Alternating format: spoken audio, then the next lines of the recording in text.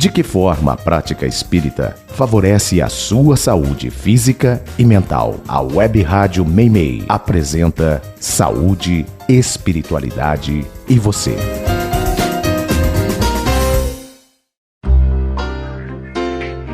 Bom dia, queridos ouvintes da Web Rádio Meimei. É um prazer imenso estar em mais um domingo aqui com vocês no programa Saúde, Espiritualidade e Você. Meu nome é Ricardo, eu sou membro da Associação Médico Espírita de Botucatu e hoje nós vamos conversar a terceira parte da sequência de programas em que nós colocamos para vocês sobre a questão da nossa mente, aonde está localizada a nossa mente. Nos primeiros dois programas, o primeiro a gente conversou um pouquinho falando sobre as experiências de quase morte. Depois nós conversamos um pouco sobre a reencarnação, os estudos que envolvem a reencarnação. E hoje nós estaremos conversando sobre um terceiro ponto que se debate bastante sobre essa questão e em que a medicina, a ciência terrena vem discutindo esses aspectos, que é sobre a mediunidade. A mediunidade que para nós espíritas é um ponto central, uma vez que todo o conteúdo que Kardec trouxe nas obras da codificação, ele veio através das comunicações mediúnicas. Mas a pergunta que se faz é: qual é a visão que a ciência tem sobre a mediunidade? A mediunidade, ela é uma ferramenta, né, uma habilidade que, conforme Kardec nos ensina, todos nós temos, todos os seres apresentam algum grau de mediunidade.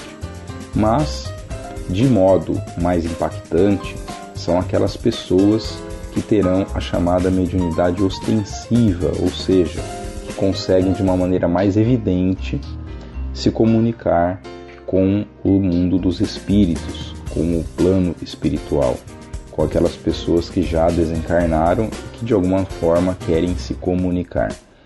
Então essas pessoas podem fazer isso através de uma clarividência, que é a capacidade dela enxergar pessoas que estão desencarnadas, através da clareaudiência, que ela é ouvir essas pessoas, através da psicografia, que é a escrita. Então uma pessoa escreve, um médium escreve aquilo que o espírito está querendo transmitir, e assim por diante, né? A psicofonia, que é ela falar aquilo que o espírito está querendo se comunicar. Então existem inúmeras maneiras dos médiuns estarem se comunicando.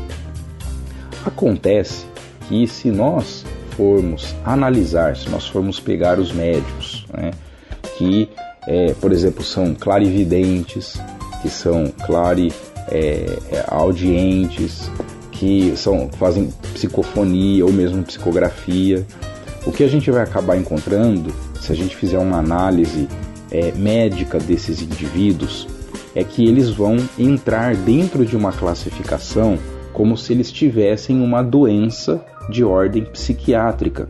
Então, como se eles tivessem, por exemplo, uma esquizofrenia. Por quê?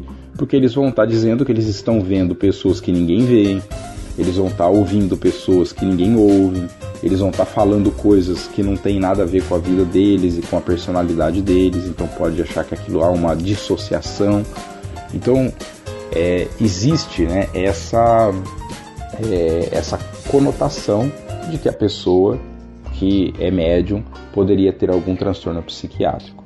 E realmente essa é uma realidade. Se nós pegarmos muitas das pessoas, né, que são classificadas com doenças mentais, muitas delas são médiums, mas que não recebem o devido diagnóstico da mediunidade, né, seja por ignorância da família ou mesmo da própria equipe médica, né, e de saúde que atende esse indivíduo, que não percebe que essa pessoa pode ter uma habilidade dessa comunicação com o mundo espiritual, porém eles acabam sendo taxados ou classificados, né, como uma doença mental, e muitas vezes não vão ter uma resposta muito adequada aos tratamentos que são propostos. Então esse é um fator muito importante, é algo que a gente observa muito para quem frequenta uma casa espírita, por exemplo. Vai ver que muitas pessoas que chegam à casa espírita chegam muitas vezes apresentando essas condições que são sintomas da mediunidade, mas que não retratam necessariamente uma doença psiquiátrica.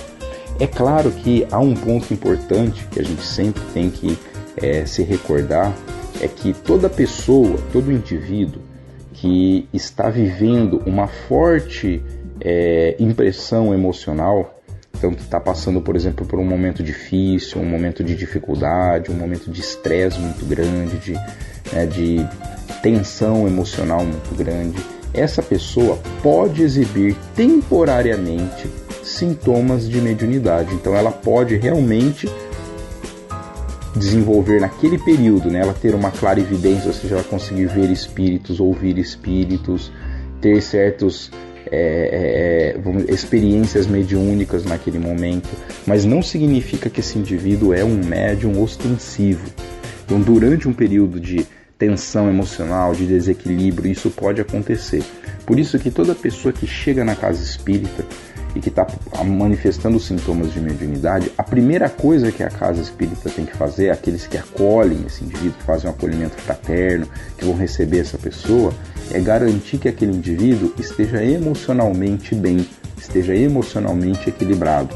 Porque a partir do momento que ele está bem, que ele está equilibrado, aí sim, se ele estiver manifestando esses sintomas, aí a gente pode falar, puxa, provavelmente esse indivíduo é um médium ostensivo e essa mediunidade precisa ser trabalhada, esse indivíduo vai precisar participar da reunião mediúnica, vai precisar desenvolver a sua mediunidade, estudar a mediunidade, que isso é muito importante para todos os médiuns, para que ele possa efetivamente trabalhar nesse aspecto que certamente nós sabemos também, por tudo aquilo que a doutrina nos ensina, de que a mediunidade ela é uma responsabilidade, ela é um compromisso que o indivíduo assume no seu processo reencarnatório para que ele possa desenvolver um trabalho em prol do próximo, para ajudar as pessoas, para auxiliar as pessoas. Então é para isso que a pessoa reencarna e vem com o dom da mediunidade. Esse é o grande sentido, como Kardec vem nos ensinar, que essa pessoa precisa desenvolver essa tarefa como o compromisso que ela assumiu antes da sua reencarnação. Mas voltando no aspecto da ciência, que é o que nós estamos colocando aqui, existem atualmente estudos que avaliam os médiuns, que buscam identificar quem são esses indivíduos e como é que eles desenvolvem essa capacidade. O mais interessante, que eu acho que representa um ponto, um divisor de águas dentro desse aspecto e dentro desse tipo de pesquisa, é o fato de que, como eu disse a vocês, muitos dos médiuns, se a gente for pegar a classificação das doenças psiquiátricas, a gente vai ver que eles se encaixam em diversas dessas doenças, por conta das manifestações, das experiências mediúnicas que eles vivem. Mas existe uma grande diferença entre o médium e o indivíduo com a doença psiquiátrica. E quem estudou isso foi um importante pesquisador brasileiro chamado Alexander Moreira Almeida. O Alexander, há muitos anos atrás, então isso foi lá no início dos anos 2000, ele desenvolveu uma tese muito interessante justamente para mostrar o quê? Que havia uma diferença muito importante entre o médium e entre o indivíduo com a doença psiquiátrica. E essa diferença dava onde? Ela dava justamente que o médium é um indivíduo que tem uma vida normal. Normal em que sentido? Ele é uma pessoa que consegue conviver socialmente, ele é uma pessoa que consegue trabalhar, ele é uma pessoa que tem a sua família, ele é uma pessoa que consegue ter uma vida normal, diferente de uma pessoa que tem uma doença psiquiátrica grave, que está manifestando aqueles sintomas. Por exemplo, ele está vendo alguém que ninguém vê, que na psiquiatria seria classificado como uma alucinação. Esse indivíduo está tendo uma alucinação. Essa pessoa, ela dificilmente vai conseguir ter uma vida normal. ela vai ter uma série de limitações, uma série de dificuldades de ter uma vida habitualmente normal, diferente do médium, que é uma pessoa que tem as suas experiências mediúnicas, mas ele experimenta uma vida completamente normal, ele não tem limitações em relação a isso. Então esse é um ponto central, um ponto chave, e o que o trabalho do Alexander foi extremamente importante para demonstrar cientificamente de que o médium ele é diferente dos indivíduos com doença psiquiátrica. Então, tanto que a partir daí passou a se chamar, né, que existem as dissociações patológicas, que são aqueles das doenças psiquiátricas, e existem as dissociações não patológicas, que é o que acontece com os médiuns. Então criou-se até um termo científico para você caracterizar os médiuns.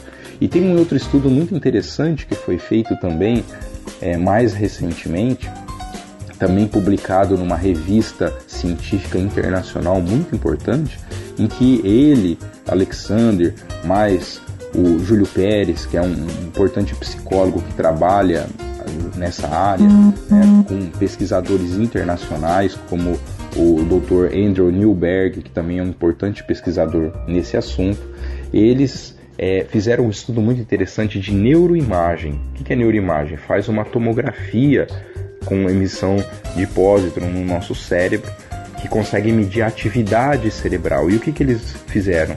Eles pegaram médiums brasileiros e eles fizeram esse exame da tomografia em 2 momentos, enquanto ele está psicografando e quando ele está fazendo uma escrita normal, ou seja, fora do transe mediúnico. E o que eles observaram? Que as áreas cerebrais que são ativadas são completamente diferentes, mostrando que realmente não é o indivíduo que deve estar agindo ali, mas você deve ter uma ação externa.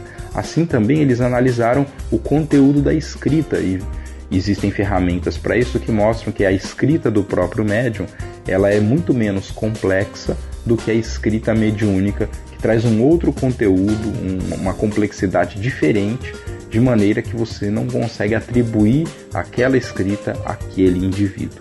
Então são pesquisas que têm sido feitas, estudos que têm sido feitos na atualidade, que vêm mostrar a presença da mediunidade para o meio científico, mostrando que isso é uma realidade que deve ser considerada para todas as pessoas que chegam portando esses sintomas ou essas manifestações dentro dos atendimentos que são feitos na área da saúde mental. Um grande abraço, muita saúde, muita paz, uma boa semana para todos.